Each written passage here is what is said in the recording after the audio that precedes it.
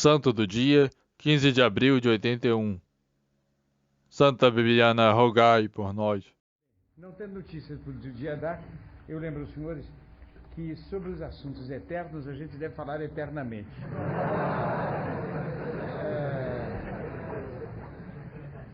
Eu não sei se os senhores se lembram de que eu disse aqui uma certa ocasião, falando sobre os novíssimos do homem, morte, juízo, céu e inferno, e acrescentando a isso o purgatório, que não é um novíssimo do homem, mas é um acontecimento post-mortem. Não é novíssimo porque novíssimo quer dizer ultimíssimo. Novus é fim, final em latim, o ponto terminal. O purgatório é transitório, não é eterno, não é portanto novíssimo, mas é um fato que ocorre depois da morte. Bem, e hoje eu tinha preparado alguma coisa que pretendo dar daqui a pouco, tirada de São Tomás, a respeito do purgatório. Eu não tinha falado nenhuma palavra dispositiva sobre o purgatório, apenas rápidas referências assim de beirada, de maneira que eu acho que esse é o momento de nós falarmos sobre isso. Primeira noção é a seguinte: quem vai para o purgatório? Vai para o purgatório quem comete pecado venial ou falta. A falta, para simplificar, é um pecado venial levíssimo, mas é uma imperfeição, uma incorreção, é uma ação incorreta, muito levemente incorreta. Esta é falta. O pecado venial e a falta não acarretam a pena do inferno. A pessoa não perde a graça de Deus, porque a natureza da ofensa não é tal que Deus corte a sua amizade com a alma e lhe tire a vida da graça. Mas aí os senhores podem calcular bem a justiça de Deus para punir essas ações que constituem pecado venial. Especialmente para isso, Deus criou e manterá até o fim do mundo o purgatório, onde vão as almas para quê? Para expiar diante da justiça divina os pecados que cometeram nessa terra. Quer dizer, Deus ama essas almas, Deus as inunda com sua graça, Deus apoia, recebe, a igreja recebe dispensa essas almas no fim, a extrema unção, todos os socorros, o viático que dá para os seus filhos, etc. As pessoas recebem sepultura cristã, morrem, por assim dizer, no regaço da igreja. Há uma frase da Escritura muito bonita que diz: Beati mortui qui in Domino moriuntur. Bem-aventurados os mortos que morrem no Senhor. A gente entende que isto quer dizer aqueles que morreram no Senhor são mortos bem-aventurados, morrem na paz de Deus. Uma semana depois, se o homem é prudente, manda rezar no próprio dia por si mesmo, vem a missa de sétimo dia. Então vão todos os parentes e canta-se e tal, né? Esplendor, etc, canta falso, como se usava antigamente. Quando está tudo para terminar, o padre, uma voz canta: Requiem aeterna dona eis domina, grat lux perpetua, quer dizer, Senhor, dá-lhe o repouso eterno, quer dizer, provavelmente ele está no purgatório. Senhor, tirai-o do purgatório. É considerado quase o rumo comum das almas. Morrem e vão para o purgatório. Santos é da doutrina da igreja que é normal, que é inteiramente admissível que santos de canonizar vão para o purgatório antes de ir para o céu. Então vocês estão vendo Deus que enche de direção as almas que corresponderam à graça, mas cuja justiça é tal que antes de admitir na sua presença, na visão face a face, ele quer que purguem os pecados, que reparem diante dele as ações más que cometeram, e são ações leves. Vocês estão vendo como é a divina intransigência de Deus. Mas o que eu digo não é só para nós termos o temor de Deus, que é uma grande qualidade, mas é para nós termos o amor de Deus. Em Deus tudo é infinitamente digno de amor. Ora, a intransigência dele está nele, logo ela é infinitamente digna de amor. E ou eu sou capaz de me entusiasmar pela intransigência de Deus, enquanto punindo-me a mim como réu que me levantei contra ela, ou eu não sou capaz de ter amor de Deus. Seria, aliás, uma coisa que se deveria dizer numa pregação sobre o inferno ou numa pregação sobre o purgatório. Obviamente. E só isto, que espécie de alma faria, como dispõe a pessoa contra a revolução. Tal espírito de obediência, de disciplina, que vem Deus com o látego, diz: punir-te-ei pelo teu pecado. Ó Senhor, 3 vezes santo. Vamos imaginar uma cena que historicamente não se passou. É histórico que Nosso Senhor flagelou os vendilhões do templo, expulsou com açoite os vendilhões do templo. Mas absolutamente não está contado, e tudo leva a crer que não tenha havido, que algum vendilhão, deslumbrado pelo fulgor do desdém dele, com a profanação das coisas sagradas e a roubalheira, se tivesse ajoelhado e tivesse dito: ó Senhor, o que é que teria sucedido? Podia suceder que ele parasse, deixasse o açoite cair no chão e dissesse: ó meu filho. Podia suceder que ele dissesse outra coisa: meu filho, desnuda suas costas para eu te ferir, tu mereces.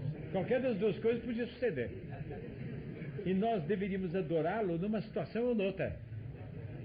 A força de imaginá-lo só numa atitude, quer dizer, perdoando, nós perdemos o senso pelo qual nós nos tornamos capazes de adorar a severidade dele.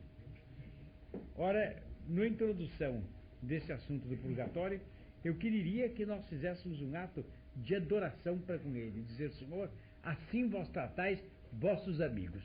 Porque é assim, eu contei já aos senhores, eu me lembro disso, que com Santa Teresa de Jesus, segundo uma alma teve uma revelação, Santa Teresa a magnífica, Santa Teresa a incomparável. Eu elogio tanto Cornélio, não se deve fazer comparações dessas, mas a fazer como a santidade de Santa Teresa parece ter estado acima da dele, nem tem comparação, e portanto a admiração que ela merece. Santa Teresa a Grande teve que passar pelo inferno, pelo purgatório, fazer uma genuflexão para depois subir. Ela. O que vai dizer, hein? Teve que entrar no fogo, entrar na fogueira, fazer uma genuflexão e subir. E essa é aquela para quem no céu se preparava uma festa magnífica. Aplicação concreta. Os senhores dirão: é um pórtico grande demais para o tema. Não é. Esse pórtico é, a bem dizer, o pórtico e um dos encerramentos do tema. É preciso também ter a confiança. A religião não nos manda apenas uma das duas atitudes. É preciso ver dos dois lados. Ver nosso Jesus Cristo unilateralmente severo é tão errado quanto vê-lo unilateralmente bom, uma vez que ele nos ensinou ambas as perfeições. O que eu não quero é que se adore uma perfeição só, fechando os olhos para outra. Bem, e na introdução do purgatório, a instituição do purgatório leva a isso. Agora, uma aplicação, comenta-se alguma coisa a nosso respeito e chega aos nossos ouvidos. Foi comentado tal. E evidentemente que aquilo que chega aos nossos ouvidos, muito raramente é elogio. Porque se fosse elogio, a pessoa também diria na nossa presença. Se disse na nossa ausência, provavelmente não é elogio. Nós temos estado de alma assim. Reação natural. Está vendo? Ele não é meu amigo, é meu inimigo. Também, em compensação, sou inimigo dele. Ele agora vai ver. Ele estava me enganando. Não, senhor. Quem sabe você tinha razão no que ele disse. Eu devo examinar com toda imparcialidade, e se ele tinha razão, eu devo dizer: é pena ele não ter dito a mim. Ah, mas aqui está, ele tinha obrigação de dizer. Obrigação não sei. Como é que eu receberia o que ele disse? Eu receberia bem? Eu dei a ele, pelo meu modo de tratar, pelo meu modo de agir, eu dei as garantias de que eu receberia bem? Se eu não dei essas garantias, como é que eu posso exigir dele que diga: ah, mas pelo menos que se calasse? Também não sei. Porque algumas coisas que se fazem publicamente devem ser comentadas. A natureza pública do fato exige um comentário público comum. E, portanto, eu tenho que reconhecer que se pode dizer pelas minhas costas uma coisa que não me agrade, mas que seja justa, merecida, oportuna e que tenha sido dita pelo bem dos outros. Não se escapa disso. Temos que ter a alma flexível para isso, preparada para isso. Ou não estar preparado e receber mal uma censura que nos chegou aos ouvidos a nosso respeito, uma censura justa, isto já é matéria para purgatório. Conforme o efeito concreto, pode dar uma falta ou pode dar um pecado venial. Essa falta, esse pecado venial, nós teremos no purgatório um castigo por causa disso. Meus caros, isso tudo está bem claro ou não? Bom, então nós podemos considerar alguns pontos a respeito do purgatório, dos quais o que mais é psicológico realçar-se no começo é o seguinte. São Tomás diz, é São Tomás ou é um outro autor em que eu li, não me lembro bem, que deve estar nos apontamentos.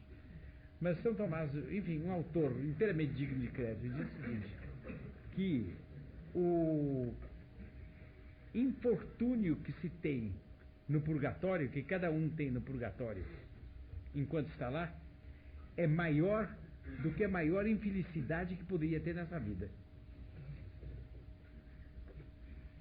Então, senhores, imaginem as infelicidades que podem acontecer a alguém e perguntem-se como é o purgatório para ser pior que aquilo. Os senhores compreendem como é que tem que ser vista essa perspectiva do purgatório. Eu devo acrescentar, desde logo, o seguinte, que essa perspectiva, para os senhores medirem bem, terem bem noção das perspectivas do purgatório, essa perspectiva terrível é compensada por um lado. A alma do purgatório, que entra no purgatório, sabe que ela não vai mais pecar e que ela tem o céu diante de si e que ela sabe, no estado em que está, pode avaliar melhor do que nesta terra o que é a eternidade e o que é a felicidade que está assegurada no céu, de maneira que ela tem, ao mesmo tempo que uma aflição enorme, um tormento enorme, ela tem uma esperança, mais do que uma esperança, uma certeza plena. E, como ela está em estado de graça, ela no purgatório está persuadida de que ela deve sofrer aquilo. E ela sabe ainda que Deus lhe diminuiu o purgatório. Porque se Deus diminui as chamas do inferno para os precípitos, é claro que diminui as chamas do purgatório para os homens. E que por mais que ela sofrerá menos do que ela merece. Mas, apesar disto, ela no purgatório sofre enormemente. Mas aqui já começa a tal bipolaridade nas considerações do purgatório. Porque é um sofrimento terrível, mas que tem um fundo de serenidade, de esperança e de conformidade extraordinário. Não é como de um demônio que, revoltado, apanha mesmo. Não. A alma se entrega enlevada à dor e diz: Senhor, como eu mereço. É terrível, Senhor, mas como eu vos agradeço de ser só isto. Senhor, sobretudo, para todos nós do purgatório, como para os que estão no céu, é verdadeira a vossa promessa. Sereis vós mesmo nossa recompensa demasiadamente grande. Há qualquer coisa de muito, que é uma prova muito dura no purgatório, mas ao mesmo tempo não há nada do lancinante, do estraçalhante que tem a dor no inferno. No inferno a dor é dilacerante, é de iar. No purgatório era de chorar, de bater no peito: perdão, Senhor. Ai, Senhor, como me dói esta dor, mas sobretudo dói-me que vós tenhais sido ofendido por mim. Perdão, Senhor, perdão, perdão. E ainda aí entram os tais conformes sublimes de Deus. Porque Deus é absoluto, mas no reger as coisas dos homens, ele é cheio de conformes admiráveis, de adaptações admiráveis. porque ele condena ao purgatório, etc, etc. Mas ele deixa a mãe dele com o poder de rezar para obter que as penas do purgatório sejam diminuídas. A alma não pode rezar por si, mas ela pode rezar por outros e pode, portanto, obter graças na terra. E a alma pode, com a licença de Nossa Senhora, ela pode rezar para aparecer alguém na terra e pedir orações. E então, ela pedindo as orações, alguém reza para ela e abrevia o purgatório. De maneira que ela ainda, aquilo tem, ao contrário daquela rigidez estraçalhante do inferno, o purgatório tem certa flexibilidade, certa plasticidade, por onde quem está lá ainda pode abreviar algo, pode reduzir algo. E os senhores compreendem a esperança que isso dá. Vários desses autores espirituais que tratam do purgatório dizem que nos dias de festa de Nossa Senhora desce ela mesma ao purgatório, com uma revoada de anjos, e leva quantidades indefinidas de almas para o céu. Porque ela pediu, e outra coisa, ela leva alguns, mas ela diminui os tormentos de outros. E mesmo daqueles de quem ela não diminui os tormentos, ela entretanto, quer dizer, não diminui o grau da pena, ao menos enquanto ela está lá, ela alivia um pouco. Então, eu penso que através disso os senhores se dão bem conta do terrível admirável do purgatório. E como a severidade e a intransigência adoráveis de Deus, no próprio purgatório, se compõe com sua misericórdia. Ele cria o purgatório, mas ele cria uma advogada onipotente que ele sabe que tem toda a espécie de partipli pelos que estão no purgatório e que vão tirar muita gente, não todos, nem a pequeno preço. Eu me lembro que li algum tempo atrás a vida da Sra. Mariana de Jesus Torres, o Sr. João Cláudio me emprestou. Ela é aquela freira do convento Nossa Senhora do Bom Sucesso, no Equador. E a horas tantas há esse fato que havia um partido, formou-se infelizmente dentro do convento da Nossa Senhora, lá formou-se uma divisão entre freiras espanholas e freiras equatorianas. As freiras equatorianas eram novas, as espanholas eram as fundadoras. E as equatorianas, o livro não é muito claro, mas dá a entender que, movidas por um instinto que haveria de dar futuramente no separatismo, elas se levantaram contra as espanholas, acusadas de muito duras, de muito rígidas, etc, etc, enquanto elas queriam uma coisa mais acomodatícia. E havia uma freira que era a líder desses movimentos revolucionários e que fez toda a espécie de coisas contra a Madre Mariana de Jesus Torres, creio que manteve presa, né, Sr. João? Quanto tempo? Me lembro bem exatamente o número de anos, mas foram 2 vezes até. Ela teve 2 vezes presa, sério. Os conventos naquele tempo tinham prisões e o superior religioso tinha o direito de prender em prisão o seu súbdito, e se fugisse a polícia pegava, porque ninguém tinha direito de, ficando padre ou freira ou religioso, deixar o seu estado sem licença da igreja. Ficou pertencendo à igreja, a igreja agarra, e se foge a polícia pega.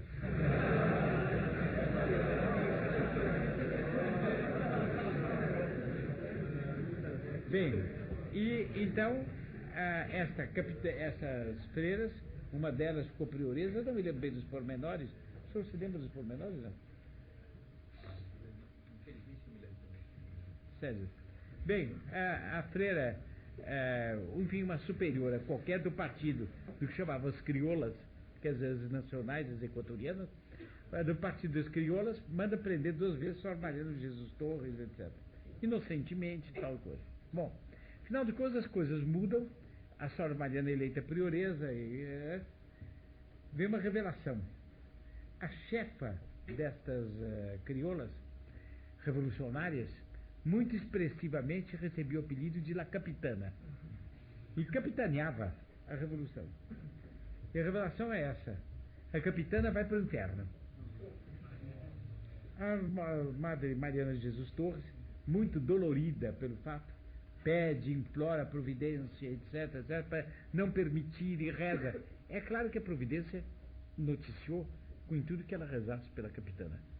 Afinal, aparece Deus, ou Nossa Senhora, e comunica o seguinte: para ela não ir para o inferno, é preciso que vossa alma passe, eu não me lembro bem se 4 ou 5 anos, 4 anos, né? 5 anos, no inferno. Quer dizer, vivendo por aqui no meio dos outros, mas padecendo continuamente os tormentos do inferno, inclusive padecendo a ideia de que fosses condenada para o inferno por toda a eternidade. E suportando apenas, excetuando apenas, quer dizer, suportando não, excetuando apenas o fato de que vós não deixareis de amar a Deus, todos os outros padecimentos tereis. Ela aceitou e durante esse tempo inteiro sofreu as penas do inferno para a capitana ser salva. A revelação, quando a capitana morreu, foi, se não me engano, quando a capitana morreu, porque ela morreu antes da Madre Mariana, e a Madre Mariana tratou dela com uma bondade indizível. Ela correspondeu mal, lhe injuriava, se queixava. A capitana era impossível. Bem, quando a capitana morreu, sabem qual foi a revelação? Foi salva. Ficará no purgatório até o fim do mundo.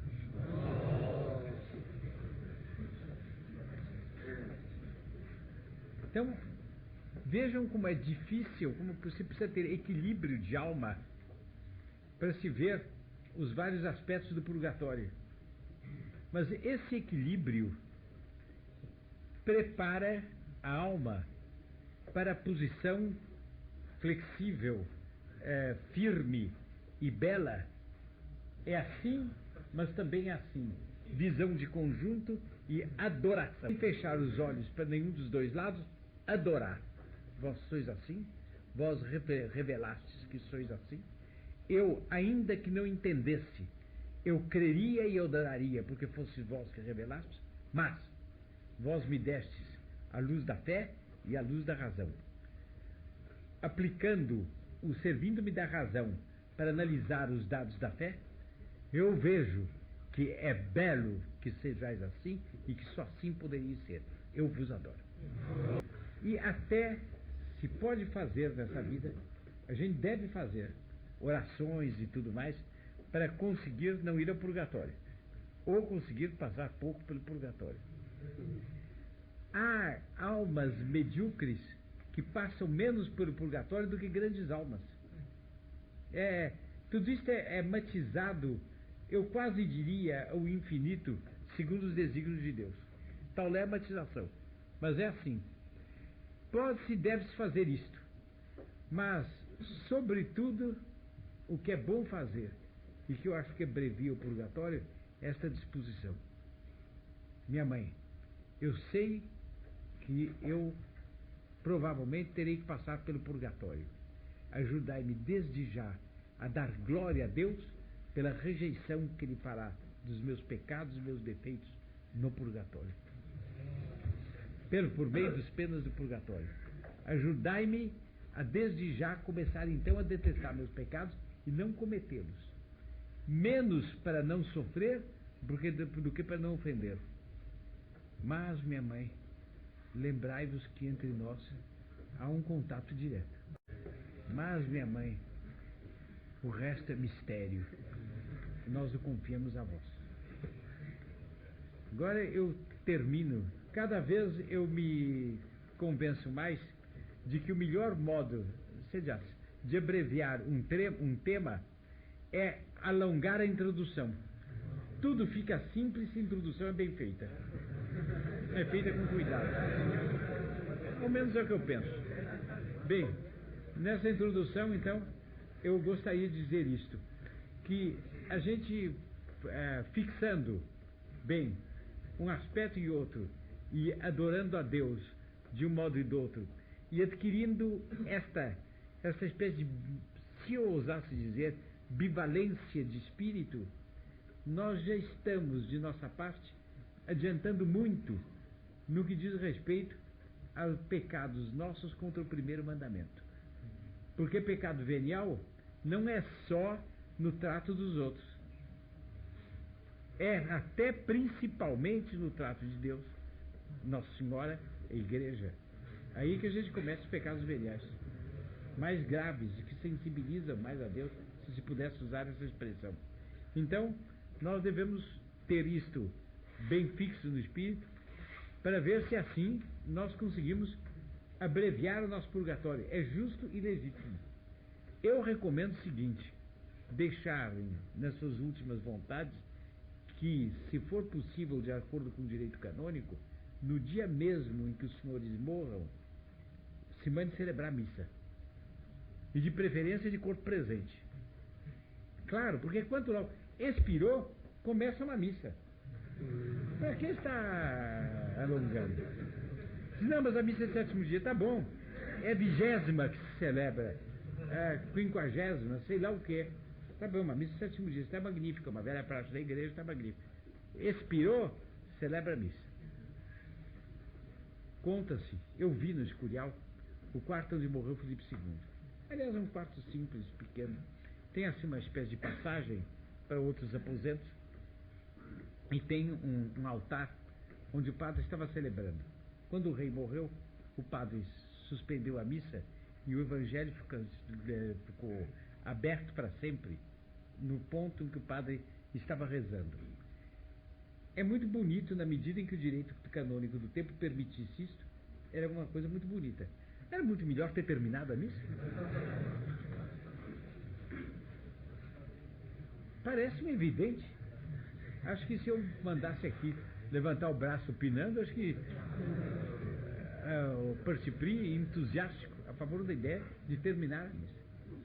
Bem, essa introdução eu termino com duas coisas apenas, 2 dados. Um dado curioso que está em São Tomás. Eu fui habituado a ensinarem, e fiquei nessa convicção, mais ou menos até meus 30 anos, pouco mais ou menos, eu fui habituado a ensinarem que essa história de alma que aparece é crendice, é superstição, que a alma não aparece nunca, ou como que nunca, e que, portanto, essas aparições a gente não deve tomar em consideração, e que no total pode ser o demônio, porque o demônio sim pode aparecer. Depois, fazendo outras leituras, eu vi que não é, mas em São Tomás eu vi essa afirmação categórica. Algumas almas, quer dizer, o grosso das almas cumpre a pena no purgatório. Outras almas espiam, sofrendo tanto quanto sofreriam se estivessem no purgatório, mas em alguns lugares marcados por Deus. De maneira que, por exemplo, num lugar onde a alma cometeu um crime, cometeu um pecado, ela espia lá. Eu digo Santo Expedito porque era um legionário romano, jurista também, padroeiro dos advogados, e há uma imagem dele na igreja de Santa Cecília. Então me veio a ideia de Santo Expedito na cabeça. Há duas imagens, Santo Expedito e uma relíquia insigne da mártir Santa Doroteia. Bem, então uma pessoa que foi muito devota lá, rezou muito, etc., obtém de cumprir o seu purgatório aos pés da imagem de Santo Expedito. Enquanto Santo Expedito, do qual se diz que é rápido em conseguir as graças a ele pedidas, obtém uma tão pronta libertação quanto possível daquele que foi para o purgatório. Mas aí, São Tomás diz que isso é assim. Mas aí também dá-se uma outra coisa, que é o seguinte: as almas que estão cumprindo pena nesses lugares, às vezes recebem licença para se manifestarem pedindo oração. E essas manifestações são muito variadas, são gemidos, são jogos de luz e sombra, são movimentos, são compaixões interiores que a gente tem. Alguma outra coisa, é a alma que aparece e pede orações. E é muito bonito isso. E quando a gente recebe uma coisa dessas, deve prontamente atender. Porque é uma alma que Deus ama muito e que Ele permitiu que aparecesse ela mesma, fazendo ela um ato bom, porque ela nos esclarece sobre o purgatório. Mas recebendo um benefício, a gente imediatamente reza por ela. E daí aquela prática, que foi muito tempo corrente entre nós, não sei se ainda o é, quando a gente quer levantar com hora marcada, pedir para uma alma do purgatório acordar. A gente reza por a alma, mas a alma acorda. Todos os que usam essa prática, eu usei durante muito tempo, todos narram a coisa da mesma maneira. Na hora marcada, a gente acorda com toda a naturalidade, mas acorda de uma vez.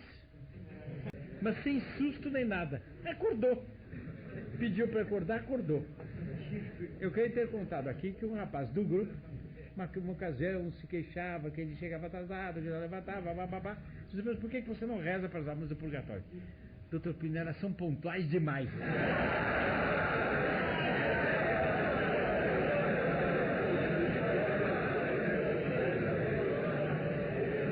Tanta vontade assim de acordar eu não tenho também.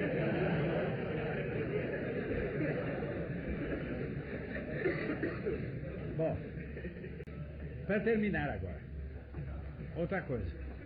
Nós compreendermos o que há de heróico na consagração à Nossa Senhora, segundo a fórmula São Luís Maria Grignon de Montfort. Porque o natural é que se faça entre os nossos méritos e os nossos pecados uma balança, e que os nossos méritos atenuem o rigor dos nossos pecados e atenuem, portanto, o rigor do purgatório para nós.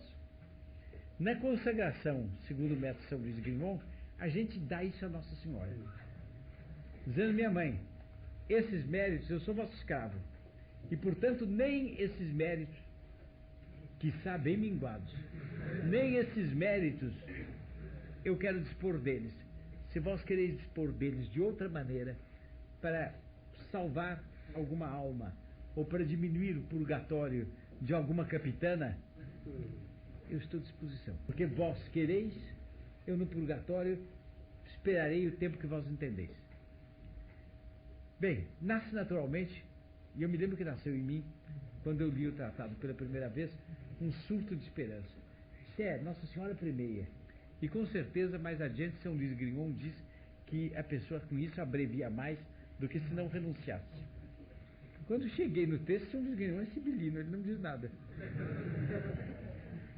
Ele diz só o seguinte, que Nossa Senhora nunca se deixará vencer em generosidade por alguém. Mas isso não garante a matéria do purgatório. Pode ser que um de nós, tendo feito essa consagração com seriedade, Nossa Senhora resolva dar graças, e tendo feito um ato de renúncia, portanto, grande, Nossa Senhora resolva nos dar nesta terra graças de outra natureza, graças de santidade, graças que vão repercutir eternamente em nossa situação, e não nos alivia o purgatório. Nós não sabemos. E ele não é claro a respeito desse ponto, onde eu, que gosto das coisas bem amarradas, folhei e refolhei para ver o que encontrava. Eu encontrei, não é propriamente imprecisão, eu encontrei mistério. E eu transmito como eu encontrei. São Tomás, antes de tudo, fixa com a clareza que é a dele, portanto solar, o princípio que eu abordei aqui de passagem. O purgatório existe em virtude de uma exigência da justiça. Foi cometido um pecado, é preciso ser reposto. E há com isso uma purificação da alma. Nós podemos usar de um exemplo para fazer compreender bem o alcance disso? Podemos.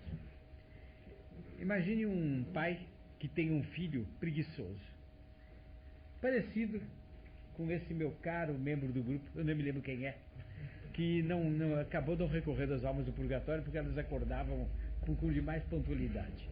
Bem, vamos imaginar que um pai tem um filho preguiçoso desse jeito. E que o filho fica dormindo até, vamos dizer, 2 horas da tarde todos os dias. Quando ele se levanta, ele está ultra dormido, está molemente dormido. Ele se espreguiça e ainda durante o dia, algumas vezes ele se espreguiça e boceja. Porque como ele dormiu demais, ele tomou gosto em estar dormindo. E quando ele está acordado, ele tem saudades do momento que estava dormindo. E tem uma certa pressa de que a hora do sono chegue. E por causa disso, durante o dia, ele tem N molezas que são as saudades e a esperança do sono. A moleza é um hífen entre saudades e esperança do sono. Esse indivíduo passa o dia inteiro carregando dentro de si no sangue, circulando dentro do seu sangue, por assim dizer, o tóxico dessa moleza que ele contraiu dormindo demais. Imagine que o pai diga o seguinte: você pensa que isso vai ficar impune, mas você vai ter que correr por cada hora de atraso na estrada 1 hora inteira ida e 1 hora inteira volta, e eu vou mandar um funcionário meu acompanhá-lo sem ajudá-lo. Você tem tal ponto, tal tempo para chegar entre tal e tal e fazer esse percurso várias vezes. O que é que o pai faz? Na ordem da justiça, ele repara a Deus Nosso Senhor pela injustiça que Deus sofreu. Essa preguiça é uma injustiça com Deus, e obrigando o preguiçoso a correr, a honra divina fica desagravada, a glória divina fica desagravada. Tá bom. Mas ele, ao mesmo tempo, obrigando o filho a correr, ele como que obriga o filho a expulsar de si os resíduos daquela preguiça, os resíduos daquela moleza, o tóxico, a maconha do mau sono que ele teve e que o encheu de moleza o dia inteiro. Liberta-o, limpa-o da lama do próprio pecado. É uma purificação. O purgatório faz isso. A pessoa morre levando consigo, em estado pantanoso e venenoso, uma série de deleites que teve durante a vida, dos quais não se tenha arrependido proporcionalmente, e que constitui para ela uma espécie de tesouro que ela carrega. Então, é justo que a pessoa seja, pelo fogo, privada desse tesouro. Perca esse lamaçal que está dentro de si para aparecer diante de Deus. Porque não pode aparecer diante de Deus o homem que se levanta da tumba espreguiçando. Não é possível. Esse é o fundamento do purgatório. Não sei se eu me exprimi com a clareza proporcionada, adequada, mas esse é o fundamento do purgatório. Bom, com esse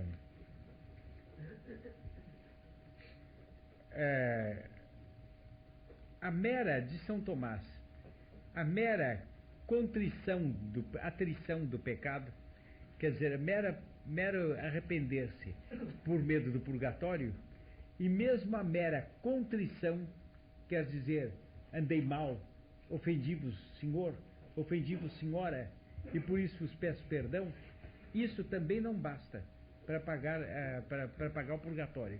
É como um preguiçoso que levanta todo espreguiçado e um pregador faz a ele um sermão provando que ele faz mal de estar preguiçoso. Diz a verdade. Perdão, perdão. Não, senhor, agora vai correr na estrada. Tem que pagar uma penitência. Na Idade Média, as penitências eram muito maiores do que hoje em dia. Eram penitências do quê? De ir a pé a Santiago de Compostela, e o homem morava na Suécia. E pelas estradas daquele tempo, não é qualquer coisa. Bem, ir, não sei, passar 1 mês, 2 meses, 5 meses numa gruta sozinho, ou contar publicamente o seu pecado às pessoas a quem tenha desedificado, procurar e contar. Daí para fora eram penitências duras. Hoje não, é 3 Ave Marias, 4 Ave Marias. Está muito bem, o que fica depois? O Quer dizer, se o homem não foi inteiramente coerente no que ele penou, o que fica depois? É muito complicado.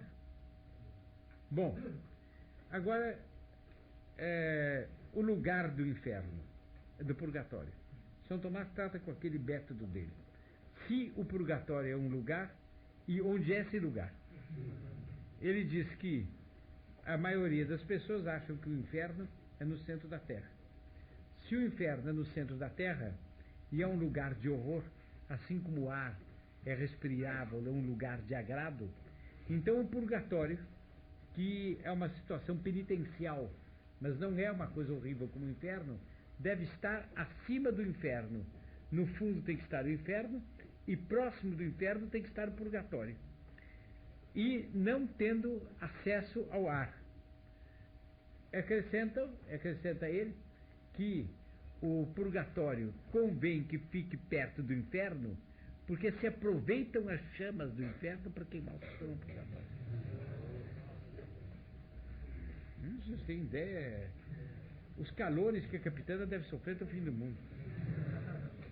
Se é que outros já não abreviaram as penas da capitana, mas não parece, porque a previsão é taxativa. Vai ficar até o fim do mundo.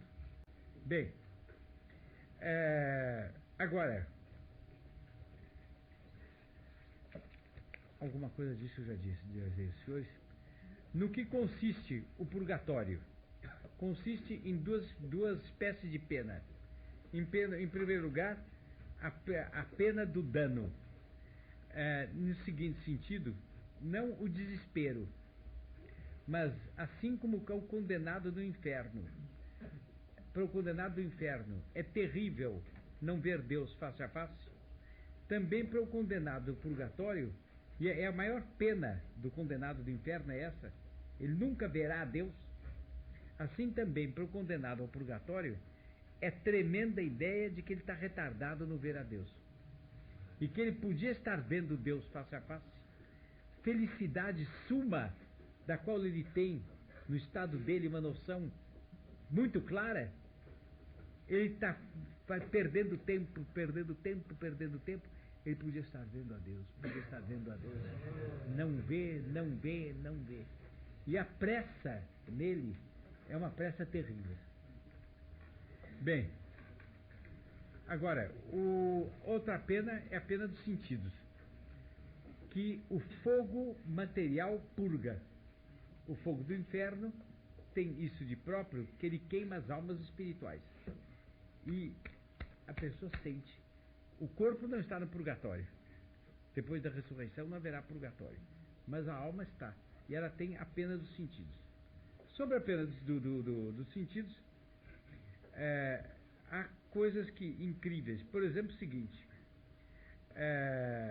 No corpo de São Tomás, há partes em que ele não entra nessa precisão anatômica, mas é assim, em que as células, as ramificações nervosas são mais abundantes, e outras em que as ramificações nervosas são menos abundantes. Sofre-se mais nas partes em que a ramificação nervosa é mais abundante. Ele diz que o mesmo é com a alma, que a alma, quando está no purgatório, ela sente, sobretudo nos pontos em que ela foi mais sensível, em que a sensibilidade dela pecou mais. Então nós já podemos ter uma ideia por onde é que vamos ser queimados. Não sei se está clara, porque eu não tenho silêncio na sala, um pouco desconcertante. Bom, agora, como a alma é muito mais sensível do que o corpo de São Tomás, as dores da alma no purgatório farão sofrer muito mais do que as dores do corpo aqui na Terra.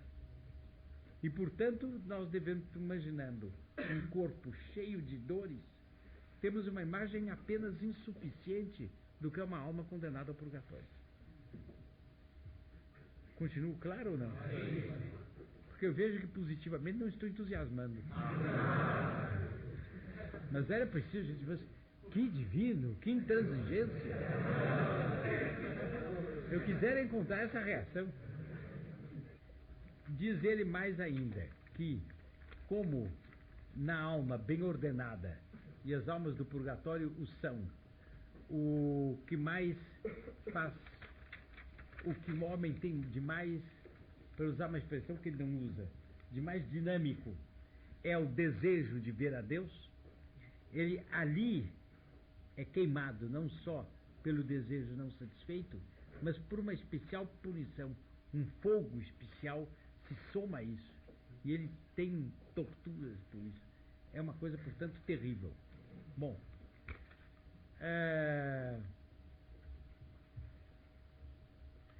depois diz ele, o fogo do purgatório é criado por Deus. Ora, tudo quanto Deus faz é muito bem feito. Logo o fogo do purgatório é muito bem feito. E queima de maneira proporcional verdadeiramente o sofrimento que nós estamos imaginando. Mas há uma coisa que aí é um lenitivo, é que a cada, falemos em dia, cada dia que passa, a expressão não é inteiramente própria, mas a cada dia que passa, ou a cada instante que sofre, a alma percebe que ela está, por assim dizer, mais leve. E nisto tem uma certa sensação de caminhar rumo a Deus, que constitui uma compensação. Bem, uma coisa que é um princípio anti-igualitário tremendo. Duas pessoas que cometeram o mesmo pecado venial são desigualmente punidas. Não são igualmente punidas, porque os apegos nunca são iguais. E a pessoa não é punida apenas pelo ato que pratica, mas é punida pelo apego com que praticou o ato. De maneira que aí há alguma certa desigualdade. Pode ser até muito pronunciada. Aí, meus caros, a alma que está no purgatório deve pensar assim: e eu cometemos juntos o mesmo pecado venial, mas eu vejo que ele está subindo mais depressa do que eu. Qual é a minha reação? Não é a seguinte: olha, segura, porque isso aqui também...